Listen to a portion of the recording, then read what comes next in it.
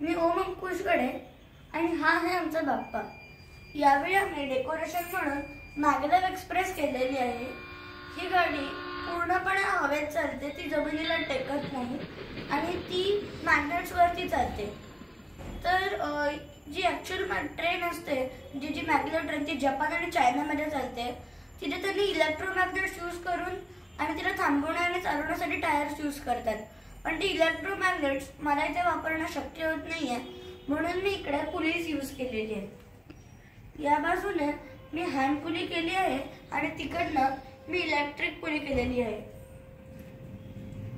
तर आधी तुम्हाला सांगतो की मॅग्नेटिक लेव्हिटेशन म्हणजे नक्की काय असतं। तर आता तुम्ही बघू शकता की वरचे जे मॅग्नेट आहे ते खालच्या मॅग्नेटला कुठेही टच होत नाहीये। तर त्याच्यामध्ये नॉर्थ आणि नॉर्थ साइड जेव्हा एकमेकां साइडला फेस होतात तेव्हा ते रिपल करून लांब जातात। तर त्याच प्रिन्सिपलवर आम्ही केली आहे ही आमची मॅग्लेव ट्रेन।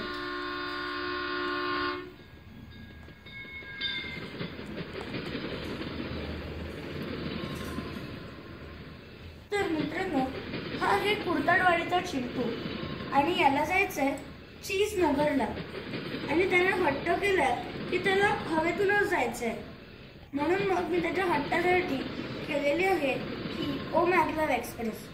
ओ मॅग्लेव एक्सप्रेस या शब्दामध्ये 3 शब्द आहेत। पहिला म्हणजे ओम्स म्हणजे माझी, मॅग म्हणजे मॅग्नेटिक, लेव म्हणजे लेव्हिटेशन।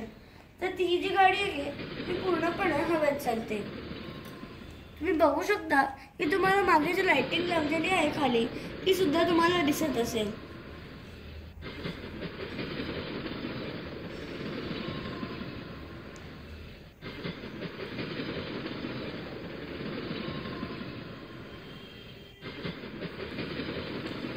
मी इकडे खेळण्यातली मोटर वापरून इलेक्ट्रिक पुली केली आहे आणि याचं सर्किट कंप्लीट होत नाही, म्हणून मी एका मेटल पार्टचा उपयोग करून सर्किट कंप्लीट करते।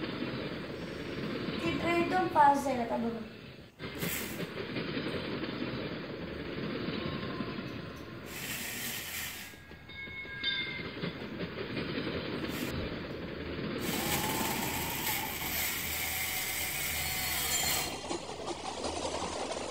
तर ही ट्रेन कुर्ताडवाडीवरून चीज नगरला कुठेही जमिनीला न टेकता हवेतून पोहोचलेली आहे।